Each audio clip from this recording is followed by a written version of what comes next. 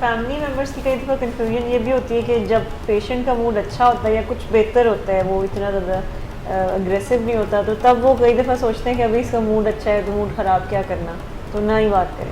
اور جب موڈ خراب ہوتا ہے تو آبویسلی تب پھر وہ ریزسٹ کرتے ہیں کہ اس وقت موڈ خراب ہے تو اب بات کریں. یہ بھی وہ کنفیوژن میں رہتے ہیں اکثر. دیکھیں, انسان کی ایک قباحت ریسنسی بھی ہے. ریسنسی کا مطلب یہ ہے کہ ابھی ریسنٹلی کیا ہوا.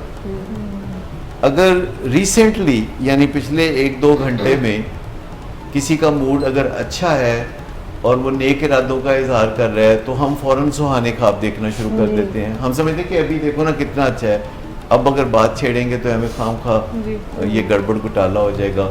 اور ایک دم کہتے ہیں کہ کل اور پرسوں 2 دن بھی دیکھیں نا کتنے اچھے گزرے ہیں, تو ہمیں لگتا ہے کہ ہو نہ ہو یہ کہیں مسئلہ حل ہو چکا ہے.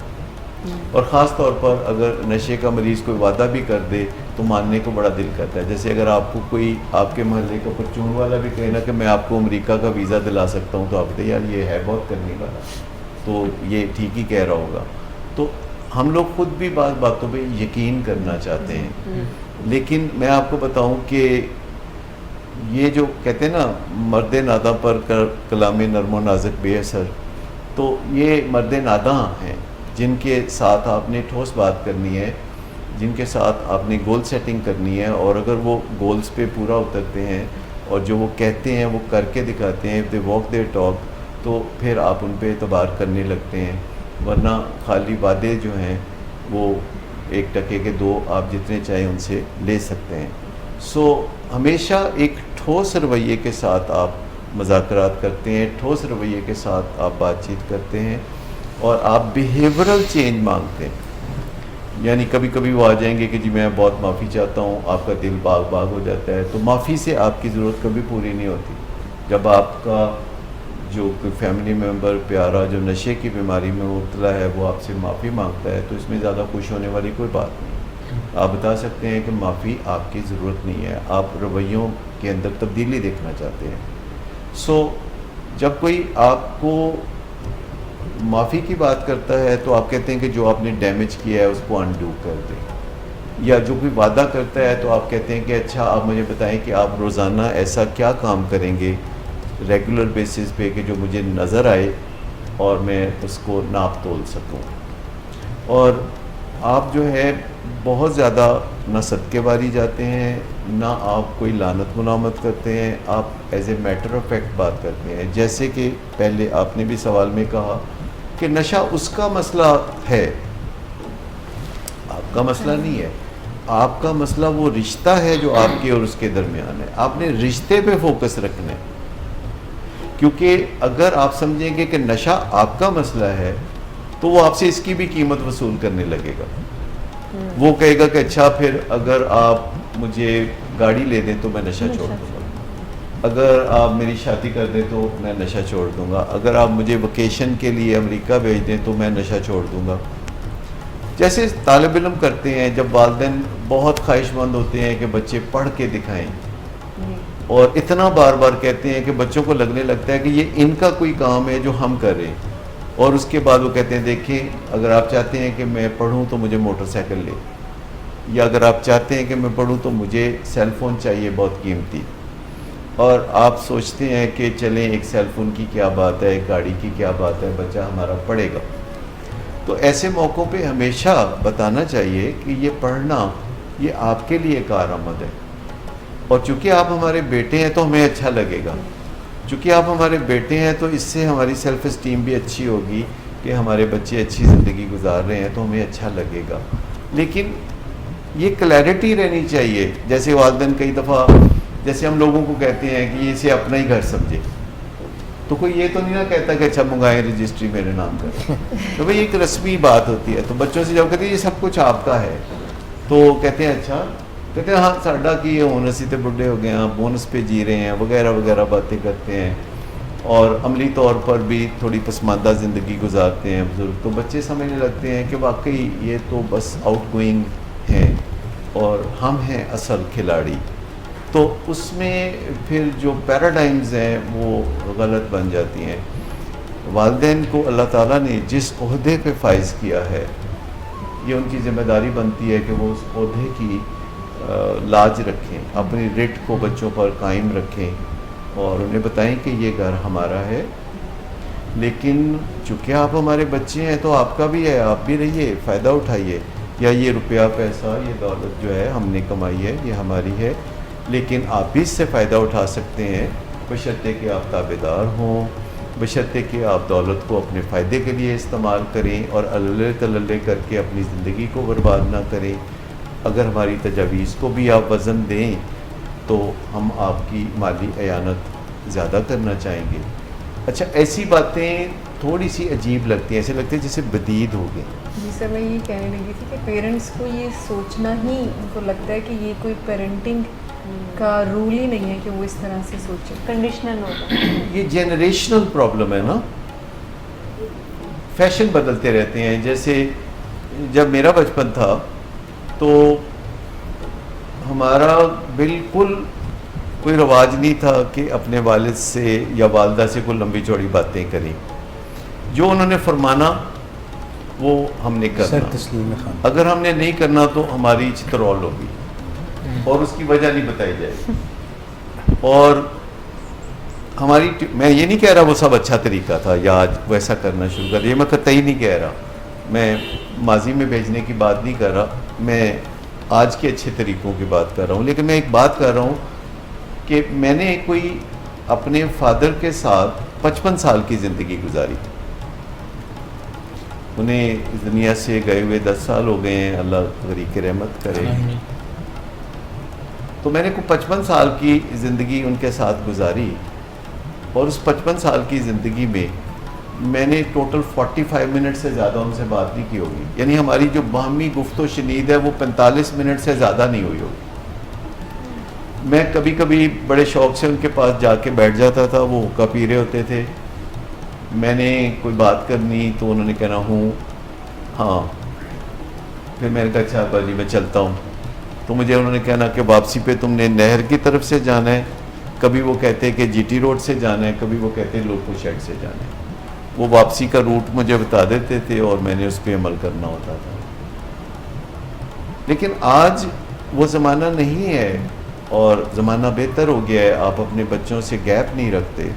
میں ان کا قصور نہیں سمجھتا، یہ اس زمانے کا رواج تھا، اور انہوں نے جیسے میری پرورش کی تو میں کروٹ میں سمجھتا ہوں کہ اللہ ان کو جنت نصیب کرے، اور انہوں نے جتنا میرے لیے کیا، میں تعلیم حاصل کر سکا تو یہ ان کی بڑی کوششیں تھیں، اور یہ اس زمانے کے رواج کے مطابق وہ سیدھی اسٹریٹ بات کیا کرتے تھے، وہ ساری زندگی میں بڑی اسٹریٹ بات کرتے تھے اور تھوڑی بات کرتے تھے۔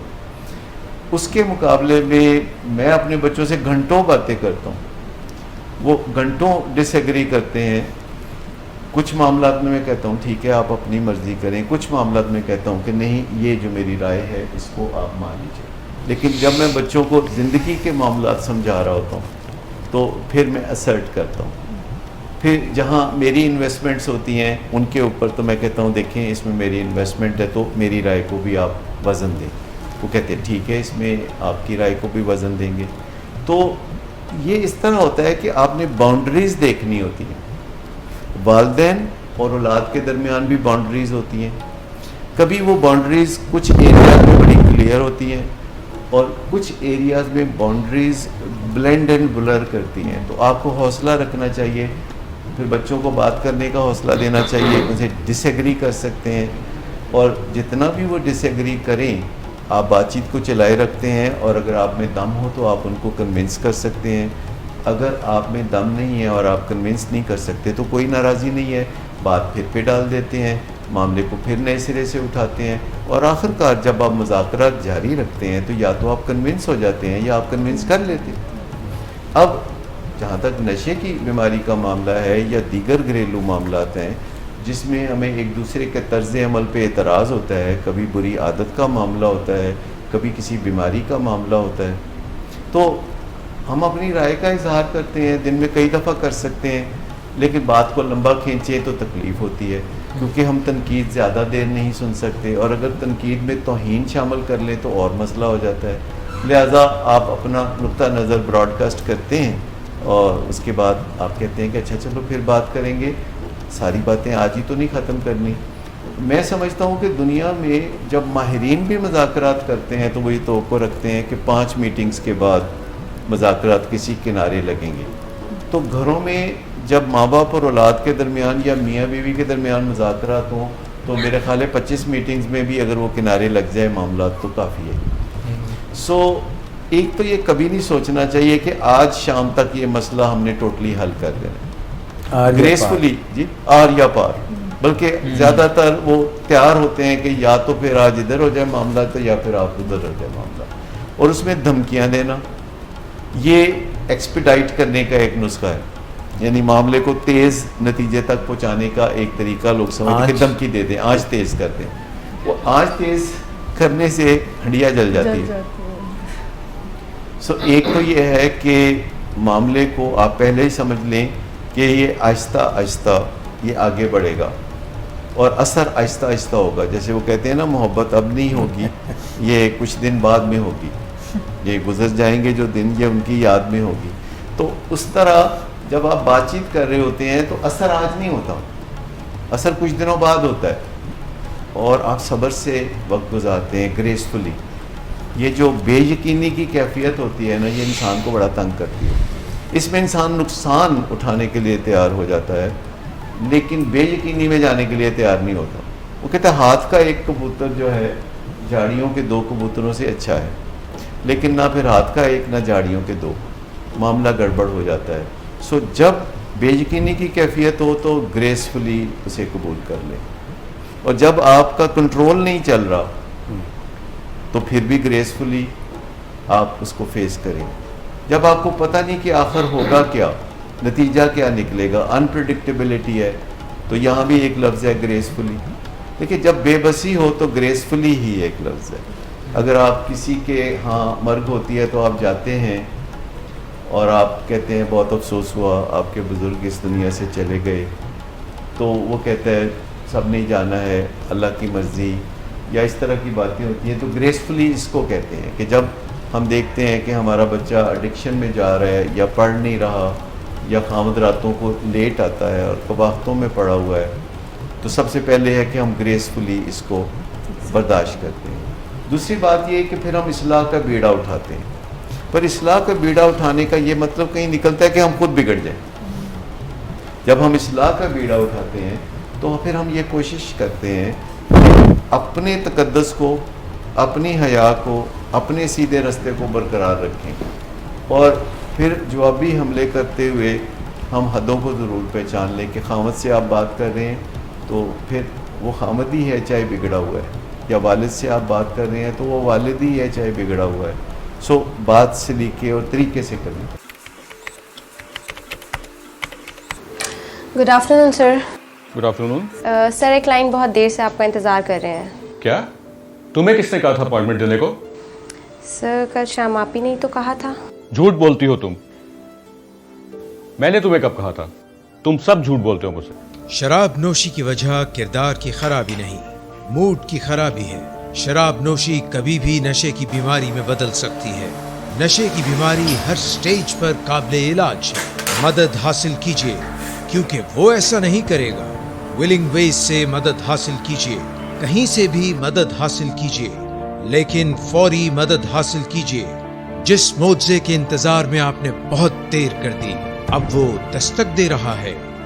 مدد حاصل کیجیے، مدد حاصل کیجیے، مدد حاصل کیجیے.